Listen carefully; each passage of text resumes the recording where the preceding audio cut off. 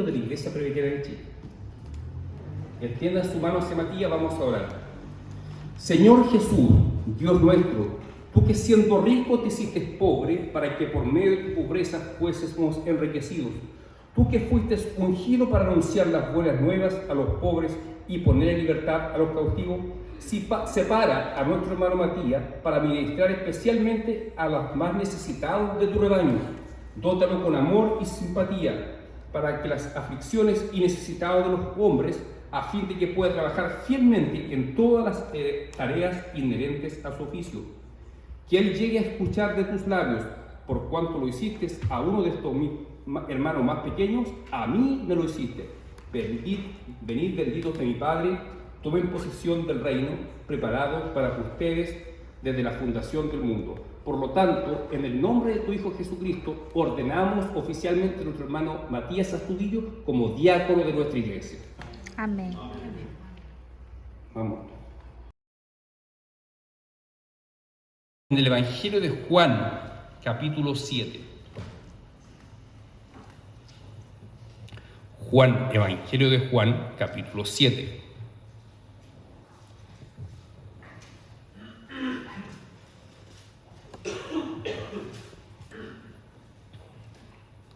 Juan, capítulo 7, versículo del 37 al 39.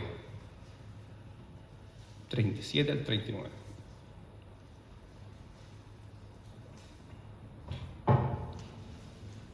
Juan 7, del 37 al 39, dice así la palabra del Señor.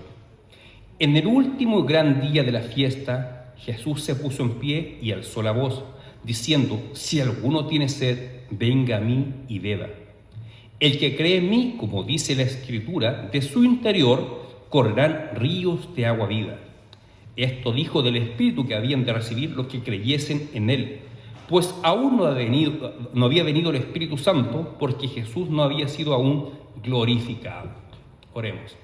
Señor, pedimos tu socorro, pedimos tu ayuda, Padre, que tu Espíritu Santo ilumine nuestra mente, nuestros corazones, para que nuestras vidas puedan ser afectadas, transformadas, bendecidas por medio de tu palabra. Te lo pido, Padre, en el nombre de tu Hijo Jesucristo. Amén. Bueno, como le comenté el domingo, voy a viajar a Talca, un viaje cortito, pero aunque sea cortito, me encanta viajar. De hecho, tengo el sueño de algún día recorrer todo Chile. No conozco tanto. Para el sur conozco hasta la isla de Chiloé, hasta la ciudad de Ancud, la entrada de Chiloé, pero igual hasta ahí conozco bien en lo que es el sur. Pero para el norte no conozco nada. Conozco por la costa hasta Viña del Mar y por el centro hasta los Andes. De ahí más allá, la cuarta región todavía no he ido nunca, no conozco de ahí para allá. Entonces es un sueño pendiente para mí conocer el norte de Chile. Particularmente tengo interés en conocer el desierto de Atacama. Aunque toda la gente dice: no, es feo, horrible, no tiene un brillo. Pero a mí me gustaría conocerlo. Ustedes saben, el desierto de Atacama es el desierto más árido del mundo, más seco del mundo.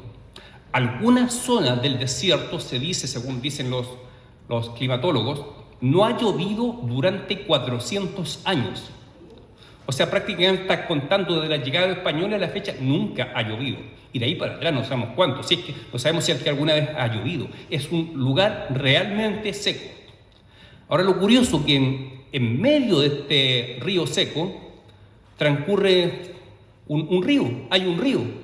Recuerdo cuando estaba en tercero básico, me enseñaban las regiones de Chile y los ríos de Chile. Me llamó la atención que el río más largo de Chile está en medio del desierto de Atacama, el río Loa. Claro, un río angostito con escaso caudal, pero hace una especie de que lo devuelve el río más largo de Chile. No el más caudaloso, obviamente que no, para el sur están los ríos más caudalosos, pero el río Loa, el río que cruza el desierto más seco del mundo, es el río más largo de Chile. Obviamente en el río mismo y en los bordes del río hay vida vegetal. Hay algún tipo de animalitos, por ahí uno que otro pez, algún sapo, alguna rana. Pero lo curioso es que este río que trae vida cruza el desierto más seco del mundo. ¿Y cómo se relaciona esto con el texto de hoy? Tiene que ver con el agua y la sequedad, con el desierto.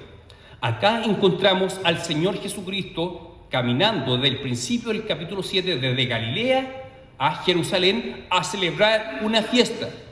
Se trata de la fiesta de los tabernáculos, fiesta que fue instituida en el Antiguo Testamento, en el libro del Levítico fue instituida esta fiesta. ¿Por qué se llama fiesta de los tabernáculos? Porque es para que Israel recuerde los tiempos que caminó durante 40 años en el desierto y ellos moraban en tabernáculos o tiendas. De hecho, la presencia de Dios misma estaba en un tabernáculo, en una tienda, una especie de carpa. Entonces ellos, en memoria, como Dios los sostuvo en aquellos 40 años, celebran hasta el Día de los Judíos esta fiesta de los tabernáculos. Esta fiesta dura 7 días. Parte justo después de la cosecha de otoño en Israel. Entonces, como coincide con el término de las cosechas, lo que hacen los judíos llevaban, y sigue hasta cierto modo hoy en día, tomaban el fruto de sus cosechas y lo llevaban al templo como una ofrenda, como dándole gracias a Dios por la cosecha obtenida. De estos 7 días, el día más importante de la fiesta es el último día. ¿Qué ocurría el último día? Un sacerdote judío caminaba en procesión, seguido por el resto del pueblo, hacia el estanque de Siloé. Y con un jarro tomaba agua, llenaba agua, y hacía una procesión hasta el templo, con el pueblo siguiéndolo. Y entrando al templo, donde estaba el altar, donde se presentaban las ofrendas, donde se sacrificaban animales, él derramaba el agua ahí, como una forma de agradecer a Dios por la lluvia enviada que permitió las cosechas del año, y también como una forma de implorar a Dios que el próximo año haya abundante lluvia y cosechas. Era un sacrificio, una ofrenda para Dios. Derramamos agua y te pedimos que tú nos des lluvias para que tengamos cosechas abundantes un año más. De hecho, era característico que cuando las familias salen, porque durante esos 7 días las familias salen de sus casas, moran 7 días fuera de su casa, en el patio de la casa, instalan una enramada o una carpa para recordar los tiempos que Israel vivió en esas condiciones en el desierto. Y es característico que también que junto a su carpa o enramada ponen grandes recipientes de agua para recordar la provisión de agua que Dios les hizo en medio del desierto. El pueblo pasó sed del desierto, sí, pero Dios siempre proveyó. Por ejemplo, inicialmente cuando recién cruzan el Mar Rojo se encuentran con las aguas de Mara, una especie de laguna con agua amarga que no se podía beber. Pero Dios hizo un milagro, hizo que cortasen un árbol, lo pusieron en medio de las aguas y las aguas se tornaron dulces, bebestibles. Más adelante, cuando Dios le manda a Moisés romper la roca, brota agua de la roca para satisfacer la sed del pueblo. Entonces toda esta fiesta giraba en recuerdo al tiempo de peregrinación en el desierto y recordando la necesidad de agua que tenían en el desierto. Por eso cada familia llevaba sus tremendos tanques de agua y lo tenían junto a su enramada mientras duraba estos 7 días de fiesta. Y el 7º día, el día más importante de la fiesta, ocurría esta procesión del sacerdote que les comenté, que tomaba agua del estanque Siloé y lo vertía sobre el altar pidiendo lluvias y cosechas a Dios. Y es interesante porque dice el texto, en el último y gran día de la fiesta. Ese día que el sacerdote hacía la procesión con el agua, Jesús se puso en pie y alzó la voz diciendo, si alguno tiene sed, venga a mí y beba. ¿De qué sed estaba hablando aquí el Señor? Venga a mí y beba. Si alguno tiene sed, venga a mí y beba. ¿De qué tipo de sed estaba hablando el Señor? ¿Estaría hablando de una sed física? ¿O más bien está hablando de una sed espiritual? Ciertamente está hablando de una sed espiritual, pero el Señor usa la figura que había en la mente de las personas que recordaba los tiempos de escasez de agua y de sequedad en el desierto. El hombre sin Cristo está muerto en delitos y pecados. Es un desierto completo, sin vida. No hay vida alguna en el ser humano. Pero el Señor Jesucristo dice, si alguno siente sed, venga a mí y beba. El Señor hace una amplia invitación a seguirle a Él, a poner la fe en Él. Y no pone condición. Todo aquel que anhele beber de esta agua, yo le daré. Dice, el que venga a mí y beba, no está poniéndole obstáculos a los que Él van. Ahora, alguien podrá decir, sí, pero hay personas que no fueron elegidas por Dios, por lo tanto jamás irán a Él. ¿Será posible acaso que en el día del juicio una persona pueda decir, yo quise beber, yo sentí sed y fui a ti y tú no me diste agua? Eso es imposible, porque el propio Romanos 8:29 nos aclara que a quienes Dios llama, a los que previamente predestinó. Por lo tanto, toda persona que va a Jesucristo previamente fue predestinado por Dios. Por lo tanto, es imposible que aquel que anhela a Dios se encuentre con un portazo de parte de Dios, porque es Dios mismo el que lo está llamando. Nosotros sabemos que nadie va a Cristo sin una obra previa del Espíritu Santo, llamada regeneración, que lo hemos estudiado en la escuela dominical. Toda persona que va a Cristo es porque previamente fue regenerado por el Espíritu Santo, fue pasado de muerte a vida, y el Espíritu Santo implanta en él el deseo y la fe de buscar a Cristo. Así que por eso el Señor dice: todo el que venga a mí, beba, puede beber, y va a ser saciada su sed. ¿Cuál es la sed que experimenta la persona sin Cristo? Está inundada, gobernada, agobiada por sus pecados. Su vida es esclava completamente del pecado, pero el Señor la libera por medio del Evangelio. Así que la sed es saciada por medio de Cristo y su Evangelio. Cuando tú crees el Evangelio y entregas tu vida a Cristo, estás bebiendo del agua que el Señor te da. Recuerda el capítulo 4 de Juan, cuando Jesús se encuentra con la mujer samaritana, y dice Jesús a la mujer que está al lado del pozo, dice: cualquiera que beba de esta agua volverá a tener sed, le dice Jesús. Pero aquel que beba del agua que yo le daré, será en él una fuente de agua que salta para vida eterna y no tendrá sed jamás. Entonces la mujer le dice: dame a mí de esa agua. Por lo tanto, entendemos que el beber de la agua que el Señor da es poner fe en el Señor Jesucristo. En ese momento la persona pasa de muerte a vida, es regenerada, es salvada, es rescatada de su forma de vivir. Esa es la realidad de la satisfacción de la sed por medio de la agua que Cristo da. El agua que Cristo da es su obra, su evangelio, su mensaje que Él tiene para nosotros. Cuando tú creíste el evangelio, bebiste de esa agua y por lo tanto ya no vas a tener más sed. Aquí queda evidente que no se refiere a la sed física. Obviamente todos experimentamos todos los días sed en el mundo físico, pero habla de una sed espiritual, de tener un vacío en el corazón que solamente puede ser llenado con la presencia de Dios. Esa sed se sacia solamente por medio de Cristo. Dice: el que cree en mí. Aquí hay una promesa. Dice: el que cree en mí. Asumo que los que estamos acá hemos creído en el Señor Jesucristo. Miren cuál es la promesa. Como dice la Escritura, de su interior correrán ríos de agua viva. Ustedes han visto un río correr descendiendo de la montaña, cómo parece que tuviera vida, tuviese fuerza.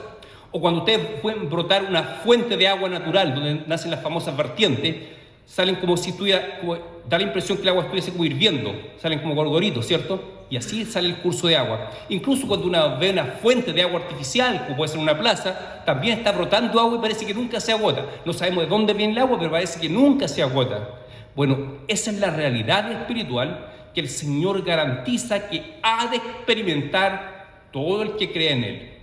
El que cree en Él primero va en Él, bebe del agua, sacia su sed, y luego esa agua corre en su interior como un río de agua viva.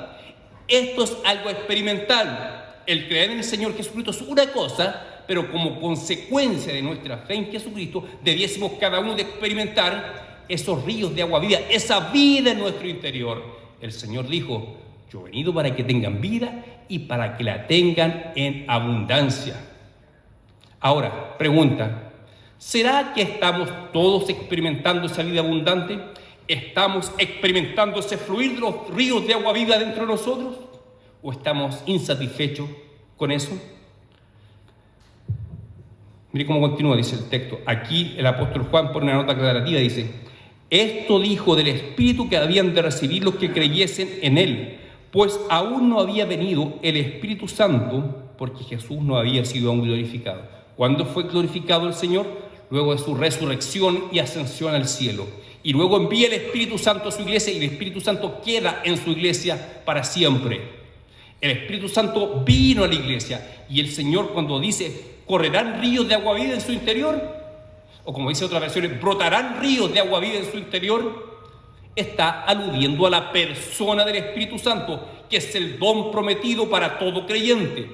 Tú llegaste a ser cristiano por medio del Espíritu Santo. El Espíritu Santo está en ti, mora en ti. Y como dice Romanos capítulo 8, si alguno no tiene el Espíritu de Cristo, no es de él. En el fondo, nadie pertenece a Cristo, nadie es cristiano, nadie es hijo de Dios, si no tiene el Espíritu Santo de Dios morando en él, que viene a ti en el momento de tu conversión. Pero, ¿será posible que una persona tenga genuina fe en Jesucristo, por lo tanto es morada, habitado por el Espíritu Santo, y aún así quejarse? Yo no veo, no experimento en mi vida un fluir de agua viva en mi interior. ¿Será posible? Lamentablemente es posible. Veamos dos causas posibles. La primera causa es que la persona no sea convertida. Por más que venga a la iglesia, muchas personas realmente nunca han conocido al Señor. Son cristianos de apariencia. Puede una persona haber crecido en la iglesia, estar 20 años en la iglesia y nunca haber experimentado la conversión. Se deja guiar por tradiciones, porque la familia lo llevó, o por aparentar ante alguien, por acompañar a la esposa que es cristiana o al esposo que es cristiano, y personas así hay en las iglesias. Esas personas nunca se han sido regeneradas por el Señor, por lo tanto el Espíritu Santo no habita en ellos. Obviamente esas personas no van a experimentar este fluir de agua viva en su interior. Pero hay otra posibilidad, que sea por desconocimiento, por ignorancia. Si vamos a la primera carta de los Corintios, en los primeros 2 capítulos, el apóstol Pablo confronta los pecados que había en Corinto, en la iglesia de Corinto. Habían divisiones internas, había caudillismo, se levantaba un líder por aquí, un líder por acá, y todos querían llamar la atención. Y había muchas rivalidades, había un mal uso de los dones, había muchos problemas en la iglesia de Corinto. Pero Pablo, después de denunciar estas situaciones, en los 2 primeros capítulos, en el capítulo 3 dice: ¿acaso no sabéis? Como que les faltaba conocimiento de algo. ¿Acaso no sabéis que sois templo del Espíritu Santo de Dios? ¿No sabéis que el Espíritu Santo mora en ustedes y que ahora son templo del Espíritu de Dios? Ahora ustedes son templo del Espíritu. ¿Acaso no saben eso? ¿Acaso, hermano, tú ignoras que el Espíritu Santo de Dios mora en ti? Pregúntate, ¿tienes tu comunión con el Espíritu Santo de Dios? Cuando pedimos la bendición apostólica que pide Pablo al cerrar la segunda carta de los Corintios, dice que la gracia de nuestro Señor Jesucristo, el amor de Dios y la comunión del Espíritu Santo sea con ustedes, dice Pablo. ¿Tú tienes comunión con el Espíritu Santo? ¿Tú experimentas la dirección del Espíritu Santo? ¿O estás ignorando este aspecto, como le dice Pablo a los Corintios? ¿Estás ignorando, hermano, que el Espíritu mora en ti? ¿No sabías tú eso? ¿No te habían enseñado eso? Que tú desde que te convertiste a Cristo eres templo del Espíritu Santo. El Espíritu Santo mora en tu interior. Si tú has tenido un encuentro con Jesucristo, entonces el Espíritu Santo está morando en ti. Ahora, ¿qué estás haciendo con el Espíritu Santo? ¿Lo estás ignorando o lo estás buscando? Miren, Lucas 11, el Señor Jesucristo dice: ¿cuánto más vuestro Padre Celestial dará el Espíritu Santo a los que se lo piden? Ojo, esta oración no hay que entenderla en el sentido que la persona no tiene en absoluto el Espíritu Santo, porque dice vuestro Padre, por lo tanto son hijos de Dios, son creyentes en los cuales el Espíritu Santo ya mora.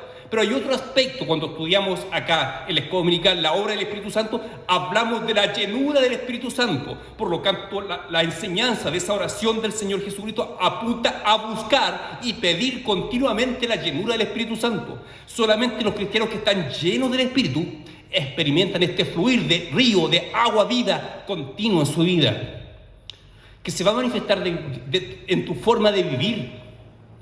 ¿Tú cómo vives el día a día? ¿Hay fruto del Espíritu Santo en tu vida? ¿Cómo tratas a tu esposa, a tu esposo, a tus hijos, a tus hermanos? ¿Cómo es el trato que tienes con ellos el día a día? ¿Refleja el fruto del Espíritu? Amor, paciencia, gozo, paz, bondad, benignidad. ¿Refleja eso tu vida?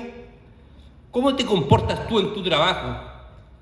¿Te comportas conforme a los frutos del Espíritu? ¿O te llevas peleando con medio mundo o sacando la vuelta? Eso no es fruto del Espíritu Santo. El pelear con medio mundo en todo momento injustificadamente o sacar la vuelta en el trabajo, eso no es propio de un cristiano, eso no refleja el fruto del Espíritu Santo. Ahora, si tú quieres saber qué significa este fluir de ríos de agua viva, es estar lleno del Espíritu Santo y dar fruto del Espíritu. Probablemente, hermanos, la razón por la cual no estás experimentando el fruto del Espíritu es porque estás ignorando, consciente e inconscientemente, que el Espíritu Santo está en ti. El Espíritu Santo tiene que ser buscado. tiene que ser buscado. De hecho, es un mandato. Efesios 4:30 dice: no contristéis al Espíritu Santo de Dios, con el cual fuisteis sellados para el día de la redención. Muchas veces nosotros entristecemos al Espíritu Santo. Lo entristecemos por nuestros pecados, sí, claro que sí, pero también lo entristecemos por medio de nuestra apatía hacia Él. No podemos ser apáticos. El Espíritu Santo es una persona, el Espíritu Santo es Dios. Podemos experimentar comunión con Él. Y Efesios 5:18 dice el mandato: no embriaguéis con vino, en lo cual hay disolución, más bien sed llenos del Espíritu. Ser lleno del Espíritu no es una posibilidad, es un mandato. Por lo tanto, Dios nos hace responsables de buscar la llenura del Espíritu. Pregúntate: ¿estás buscando al Espíritu Santo? ¿Estás pidiendo a Dios por la llenura del Espíritu? ¿Estás orando todos los días? ¿Estás leyendo las Escrituras? ¿Estás instruyendo a tu hijo en la fe, en el Evangelio? ¿Estás tratando de evangelizar a alguien? ¿Estás orando por alguien? ¿Cómo está tu vida espiritual? Esos son indicativos que nos muestran que tal vez no hay un fluir de vida en nosotros. No está ese fluir, ese río que fluye. Reitero, pueden ser dos posibilidades. Una, que no seas cristiano en absoluto y necesitas convertirte. O otro, tal vez sea porque estás ignorando que el Espíritu Santo mora en ti y que ya no te perteneces a ti mismo, le perteneces al Espíritu Santo. Todo lo que hagas con tu cuerpo le pertenece al Espíritu Santo. También hay una reprensión en Corintios más adelante respecto a personas que están en fornicación. Le dice: ¿acaso haréis parte del cuerpo de una ramera, lo que es del cuerpo de Cristo? Lo que haces con tu cuerpo tiene trascendencia espiritual. Si tú estás en fornicación, eso va a afectar tu relación con Dios, porque el cuerpo pertenece al Señor y es para usos santos. Por lo tanto, el que está en fornicación claramente está contristando al Espíritu Santo. Pero no solamente el pecado de fornicación, hay muchas formas de entristecer al Espíritu Santo.